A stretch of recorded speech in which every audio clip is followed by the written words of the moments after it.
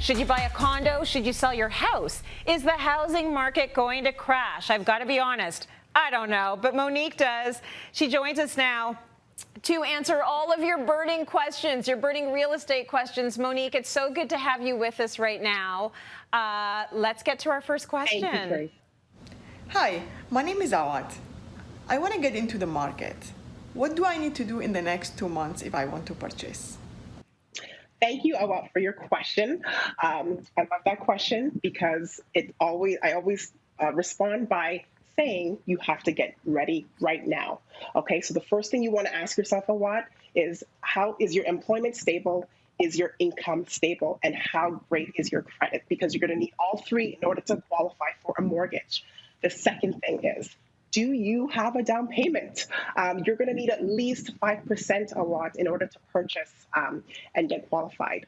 The third thing is that you need to align yourself with a trusted realtor who's going to hold your hand throughout the entire process. And this realtor will also, or they should be able to align you with a mortgage broker who's going to pre-qualify you so you know your buying power before you actually go out there and start shopping. The next step is you are approved and pre-qualified, so you know what your buying power is. So the fun begins, but there are some drawbacks because we are still in a seller's market. Competition is still fierce. So I want you to get mentally ready that you're going to have to likely compromise on the type of property you're going to buy and the location you're going to buy. I love it. It's like you're getting her prepped like she's an athlete. Like you got to get ready and get in the ring there. Yeah. That's some really good advice, Monique. Exactly. I love it. Okay, our next question comes from a duo, Angela and Adele. They write, "We are friends and co-workers and can't afford to buy an investment property on our own. We want to do it together. What are the advantages and disadvantages?" So, Monique, what advice do you have for them? Thank you, Tracy. I love this question, too, because as we're seeing, prices are soaring across the country, especially within this last year. So a lot of people are priced out and they don't have any other option except for looking to people who they know. But there are a few things they need to know before they actually get into business with one another, okay? I'll tell you about the advantages first. The first thing is that you're going to be able to bring your resources together to raise enough funds for a down payment. If one person is bringing in 10% and the other person is bringing in 10%, that brings you up to 20%, which will then void the CMHC premiums, saving you guys thousands of dollars, okay? The second thing is that both of your incomes are going to be on that mortgage application, which means that it's going to empower you guys even more and increase your buying power because now you're going to be able to buy a more desirable property, perhaps in a better location. And third, there comes a time where you're going to have to pay out of pocket for items that may break or things that need to be repaired in the home. So having a second person that you can split those expenses with is really a blessing.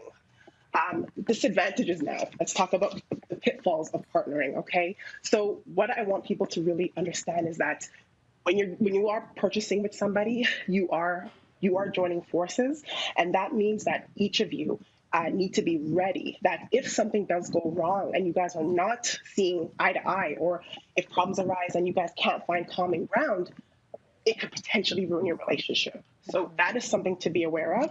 And the way that you mitigate the risk there is ensuring you have an ironclad contract that protects each of your interests, okay? You've got to think about what happens if we purchase this property together and one person wants to sell prematurely. What if one person wants to extract their portion of equity out prematurely? What is going to happen? A contract will help you guys mitigate through those potential problems. And last but not least, as banks scrutinize people when it comes to providing loans, right? You need to have that same diligence in assessing the person that you're going to be getting into business with, because if something goes wrong, you want to make sure that that person has similar values when it comes to financing. Ooh, I like the contract advice, because that's going to make good friendships, good partnerships, good businesses. It's all about the contract. Right. Okay, we've got another question for you, Monique. Let's take a listen. Hey, Monique. My sister's been looking for a condo in Toronto for a long time with no success. Do you think the market will be changing at all in the next year? Well, thank you for that question. The city is back to business. Things are fairly getting back to normal, okay? The opportunity to buy a condo at a really great price was actually in the thick of the pandemic when people were leaving the city in droves. Now we're seeing prices are stabilizing, and prices are beginning to climb up again. So that opportunity for your sister, unfortunately, has passed. Okay, but we don't know what's going to happen next year. What we do know now is that the elections have happened. We don't know how the party's platforms around real estate is going to impact the market. What I encourage Samantha's sister to do is to look at what she can control right now. What we do know now is that the interest rates are still very low, and it's very cheap to still borrow money. Seize the opportunity there. Okay, what I would encourage her to do is to look at neighboring cities, perhaps, where she can buy at a lower price rather than buying in Toronto. Keep that investment for a couple years, let it appreciate. Okay, in a couple years, evaluate to see if it's appreciated enough where you can sell and make a great profit, and then move to Toronto. Or it may appreciate high enough where you can even leverage that asset, keep it, and buy another.